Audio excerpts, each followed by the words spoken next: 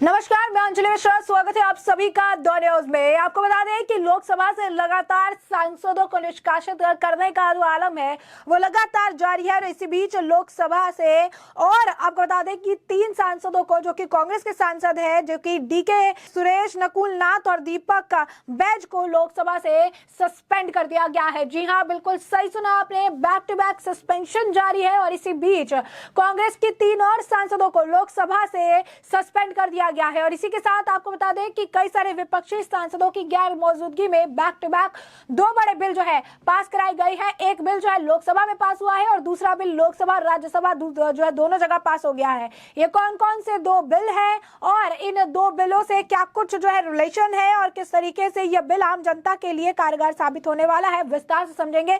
सबसे पहला जो बिल है, हम आपको बता दें कि सबसे पहला जो बिल है वो बिल जुड़ा हुआ है चुनाव आयुक्तों की नियुक्ति से जुड़ा हुआ बिल है, जिस बिल को अब पास कराया गया है। और ये बिल जो है आपको बता दें कि लोकसभा में से पास कराया गया है। The chief election commissioner and other election commissioners appointment condition of service and term of office bill 2023। अब इसके तहत क्या कुछ है, क्या इसमें सेवाएं जो है चेंज की गई है, क्या इसका फायदा, विस्तार समझिए। तो मुख्य चुनाव आयुक्त और अन्य चुनाव आयुक्त यानी नियुक्ति सेवा की शर्तें और कार्यालय की अवधि विधेयक 2023 आज यानी गुरुवार को लोकसभा में पारित हो चुका है। और इस महीने की शुरुआत में इसे राज्यसभा ने मंजूरी दे दी थी, भले ही विपक्ष ने वर्कआउट किया था। इस तरह से यह बिल दोनों सदनों में पास हो चुका है। विधेयक का उद्देश्य भारत के चुनाव आयोग ईसीआई के 3 सदस्यों की नियुक्ति के लिए प्रक्रिया स्थापित करना है। और यह सीधे तौर पर सुप्रीम कोर्ट के निर्देश के विपरीत है कि चुनाव आयोग का चयन प्रधानमंत्री, विपक्ष के नेता और भारत के मुख्य न्यायाधीश सीजेआई वाले पैनल द्वारा किया जाना चाहिए।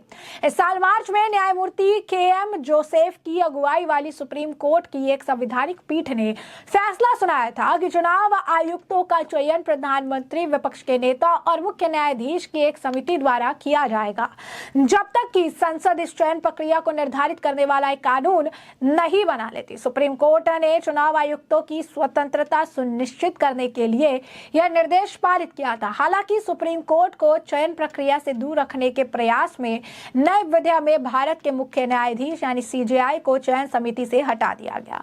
सबसे महत्वपूर्ण संशोधनों में से एक वो खंड है जो मुख्य चुनाव आयुक्त यानी सीईसी और चुनाव आयुक्त ईसी को उनके कार्यालय के दौरान की गई कार्रवाइयों से संबंधित कानूनी कार्रवाई से बचाता है, बशर्ते कि ऐसी कार्रवाइयां आधिकारिक कर्तव्यों के निर्वहन में की गई है। नए विधेयक के अनुसार अदालतों को आधिकारिक कर्तव्य कार्य के निर्वहन में किए गए कार्यों या बोले गए शब्दों के लिए वर्तमान या पूर्व सीईसी या ईसी के खिलाफ नागरिक या आपराधिक कार्रवाई पर विचार करने से प्रतिबंधित जो है किया गया है। फर्जी सिम लिया तो खैर नहीं होगी। अब ऐसे में आपको बता दें कि एक और बिल जो है टेलीकॉम बिल, उसे भी पास कराया गया है। टेलीकॉम बिल को हम आपको बता दें कि 2023 को जहाँ पर जो है वॉइस वोट के जरिए इसे भी राज्यसभा में जो है पास कराया गया है। और आपको बता दें कि इससे काफ़ी कुछ चीज़ें जो है इसमें भी चेंजेस देखने के लिए मिल रही हैं। काफ़ी कुछ जो है इसमें भी अगर आप कहेंगे कि देखने के लिए डिफरेंसेस मिले हैं। और इससे काफ़ी स्ट्रिक्ट कहीं ना कहीं एक तरह से इसे बनाया जाएगा ताकि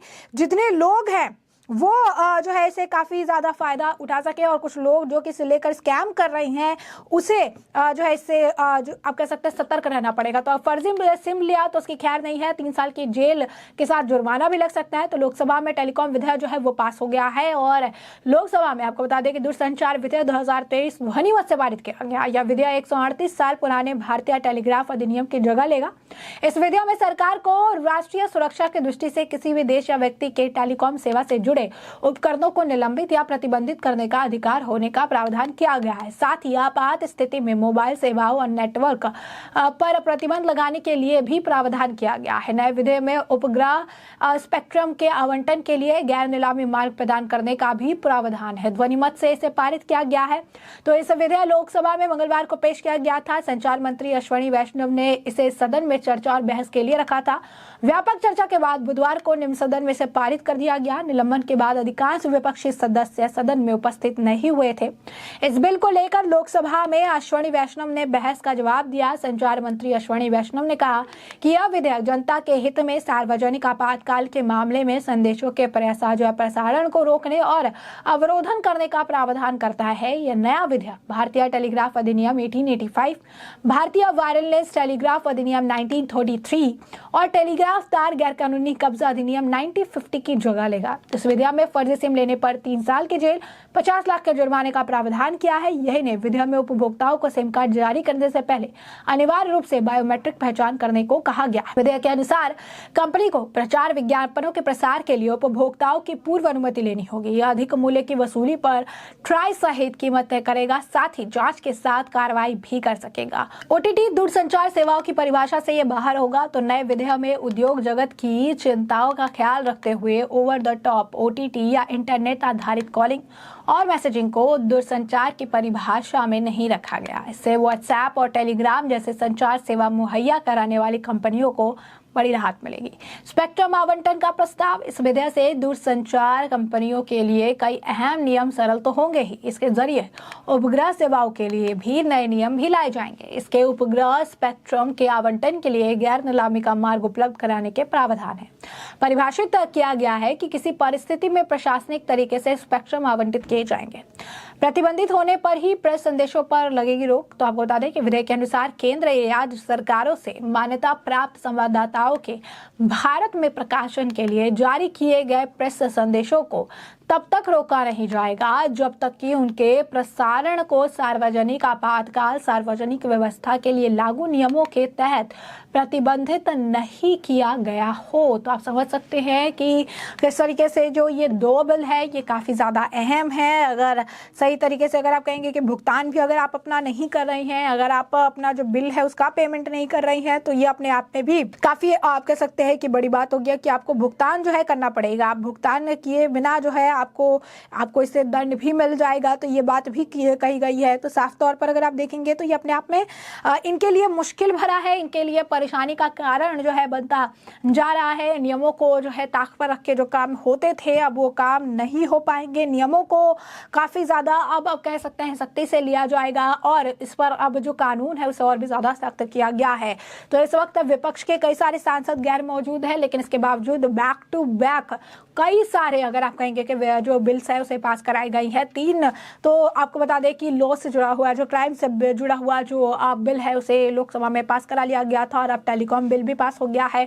जो चुनाव आयुक्त है उनके नियुक्ति को लेकर भी जो बिल है इसे भी पास कराया गया है और यही कारण है कि विपक्ष में लगातार बौखलाहट देखने के लिए मिल रही है। और इसी के साथ लोकसभा से विपक्षी सांसदों का निलंबन अभी भी जारी है। 3 और कांग्रेस सांसदों को लोकसभा से निलंबित कर दिया गया है। कांग्रेस के एमपी जिनका नाम डीके जो है सुरेश है, नकुल नाथ है और दीपक का बैज है, इन तीनों को लोकसभा से निष्कासित कर दिया गया है पूरे सत्र के लिए।